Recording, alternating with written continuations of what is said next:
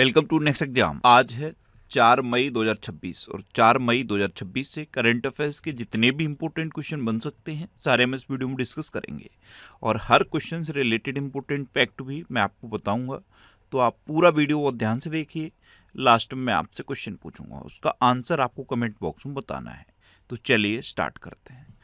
पहला क्वेश्चन है, विश्व प्रेस स्वतंत्रता दिवस कब मनाया गया है? तो ये 3 मई को मनाया जाता है, वर्ल्ड प्रेस फ्रीडम डे। ये हर साल 3 मई को मनाया जाता है। तो इस क्वेश्चन का बे ऑप्शन सही है। और इसी दिन वर्ल्ड प्रेस फ्रीडम इंडेक्स भी जारी किया जाता है। आगे इसी वीडियो में आपको बताऊंगा। अच्छा, अभी 1 मई को अंतर्राष्ट्रीय मजदूर दिवस मनाया गया और 2 मई को विश्व टूना दिवस मनाया गया और अब 3 मई को क्या मनाया गया है? विश्व प्रेस स्वतंत्रता दिवस। ये क्यों मनाया जाता है? तो प्रेस के मूलभूत सिद्धांतों का जश्न मनाने के लिए, दुनिया भर में प्रेस की आज़ादी का मूल्यांकन करने के लिए और पत्रकारों की सुरक्षा और स्वतंत्रता को सुनिश्चित करने के लिए ये 3 मई को विश्व प्रेस स्वतंत्रता दिवस मनाया जाता है। अच्छा, आज की इस वीडियो का हम टारगेट रखते हैं 10,000 लाइक का। तो अगर ये वीडियो आपको अच्छा लगता है, हेल्पफुल लगता है, तब आप इसे लाइक और शेयर जरूर किया करो। और मैं आपको बोलता हूँ, डेली मॉर्निंग में उठकर सबसे पहले अपने लिए एक टारगेट फिक्स करो। चाहे छोटा सा ही टारगेट फिक्स करो, लेकिन डेली मॉर्निंग में उठकर सबसे पहले अपने लिए एक टारगेट फिक्स करो और फिर अपना पूरा दिन उस टारगेट को अचीव करने में लगा दो। आपकी लाइफ ऑटोमेटिकली अच्छी हो जाएगी।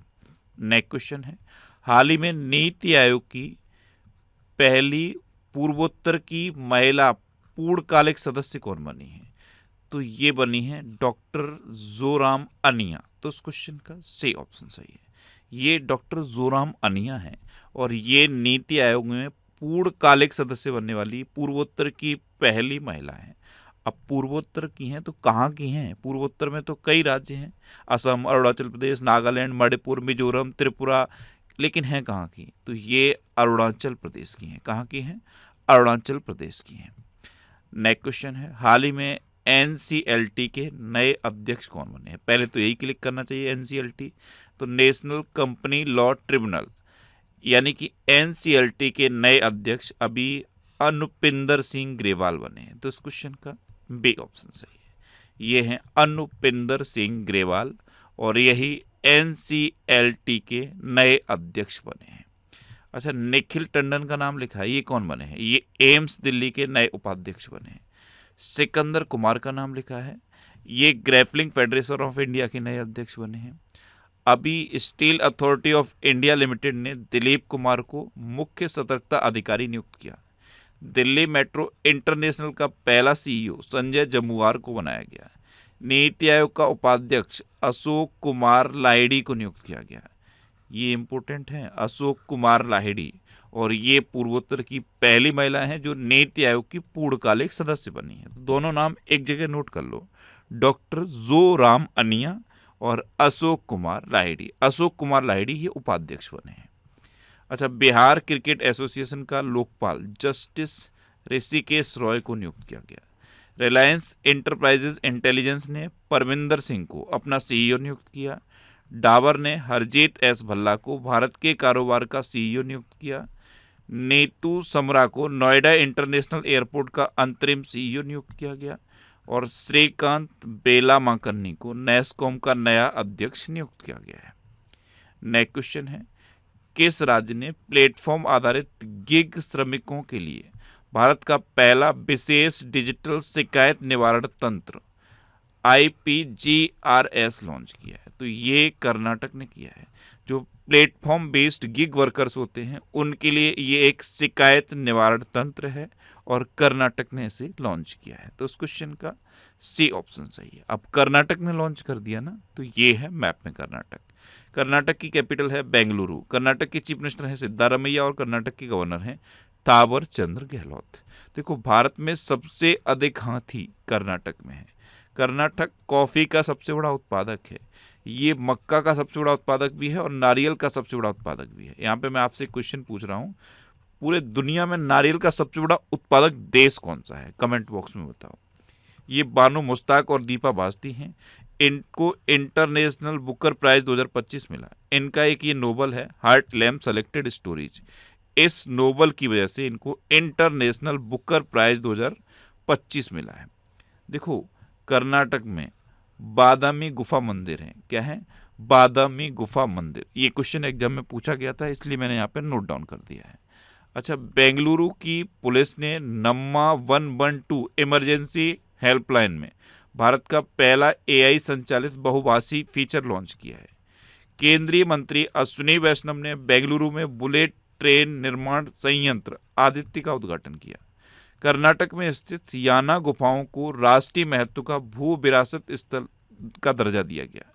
प्रधानमंत्री नरेंद्र मोदी द्वारा कर्नाटक में श्री गुरु भैरवैक्य मंदिर का उद्घाटन किया गया। कर्नाटक के सिंधनूर में श्री कृष्ण देवराय सैनिक स्कूल का उद्घाटन किया गया। नमो ड्रोन दीदी योजना के तहत कर्नाटक में सबसे अधिक महिला स्वयं सहायता समूहों को ड्रोन पायलट के रूप में प्रशिक्षित किया गया। और पहला खेलो इंडिया ट्राइबल गेम्स 2026 ये हुआ था छत्तीसगढ़ में। कहाँ पे हुआ था? छत्तीसगढ़ में। और इसमें कर्नाटक टॉप पे रहा था, तो ये याद रखना है। अच्छा, कर्नाटक में अलमाटी बांध है, ये कृष्णा नदी पर है। और कृष्णराज सागर बांध है, ये कावेरी नदी पर है। कर्नाटक में बांदीपुर, अंसी, नगरहोल, बनरकट्टा और कुद्रेमुखा नेशनल पार्क हैं। ये कर्नाटक के इम्पोर्टेंट नेशनल पार्क हैं। और कर्नाटक में यक्षगढ़ और डोलू कुनीता ये लोक नृत्य फेमस हैं। नेक्स्ट क्वेश्चन है, हाल ही में माउंट डुकानो ज्वालामुखी में विस्फोट हुआ है, यह किस देश में स्थित है? तो माउंट डुकानो ये एक वॉल्केनो है और इसमें अभी इरप्शन हुआ है। ये कहाँ पे है? ये इंडोनेशिया में है। तो इस क्वेश्चन का डी ऑप्शन सही है। अब इंडोनेशिया में है तो ये है मैप में इंडोनेशिया। इंडोनेशिया कैपिटल है जकार्ता। इंडोनेशिया करेंसी है इंडोनेशियन रुपया। और इंडोनेशिया के प्रेसिडेंट हैं प्रबोवो सुबियांतो।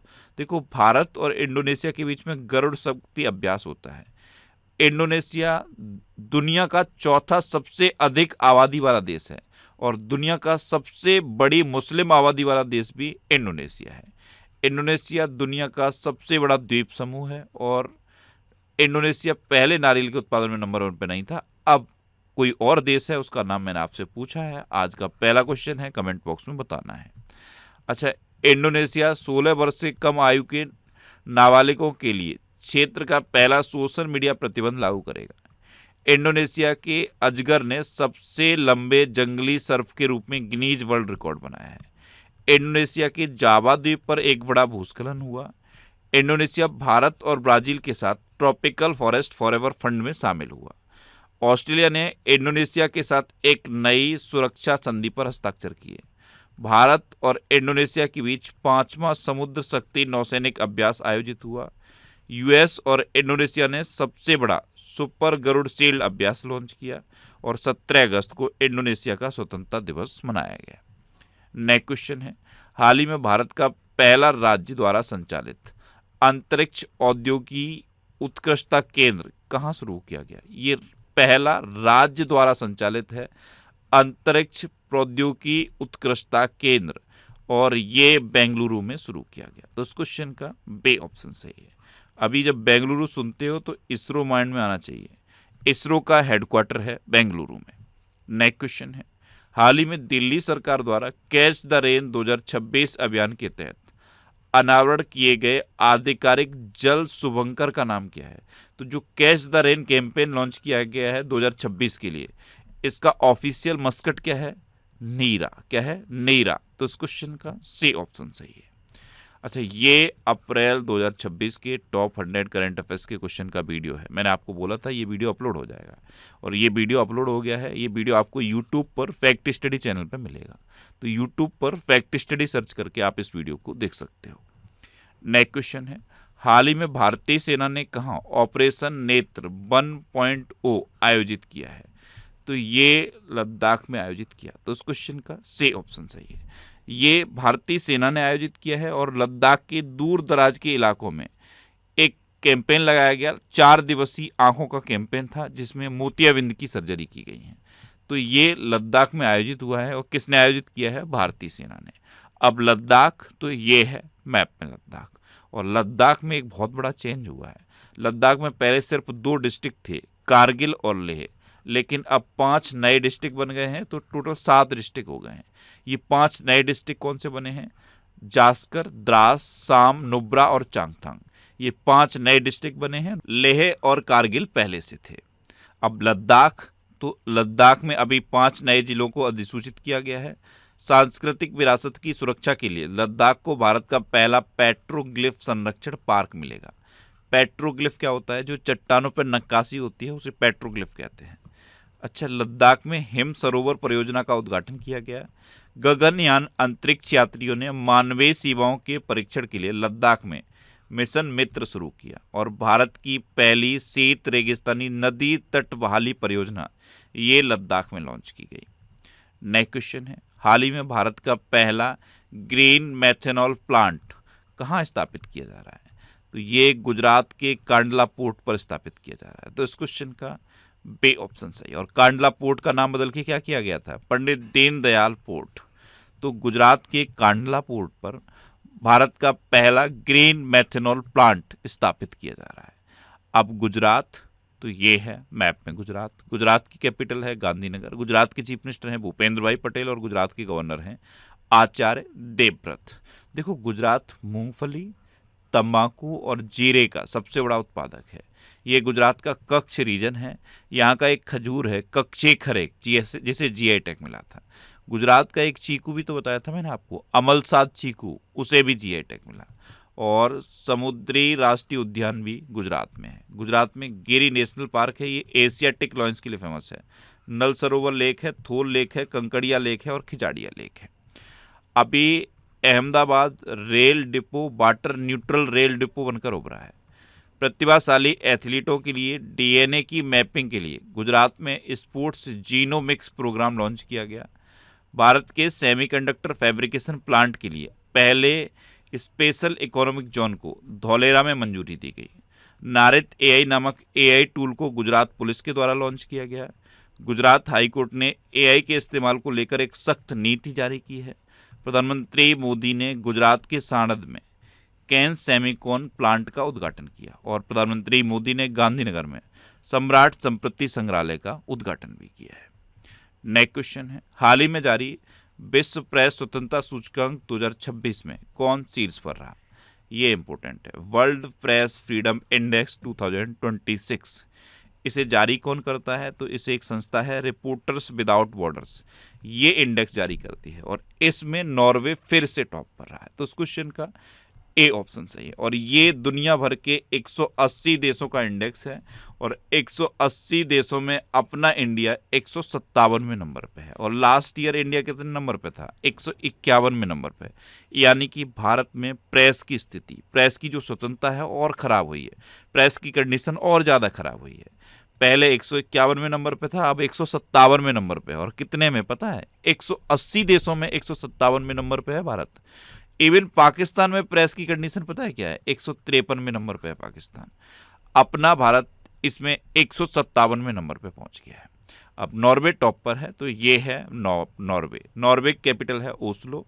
नॉर्वे करेंसी है नॉर्वेजियन क्रोने। और नॉर्वे के प्राइम मिनिस्टर हैं जोस गहर स्टोर। अच्छा, ये करंट अफेयर्स की बुक है, इसका ये 12th एडिशन है। 12th एडिशन हिंदी और इंग्लिश दोनों लैंग्वेज में अवेलेबल है।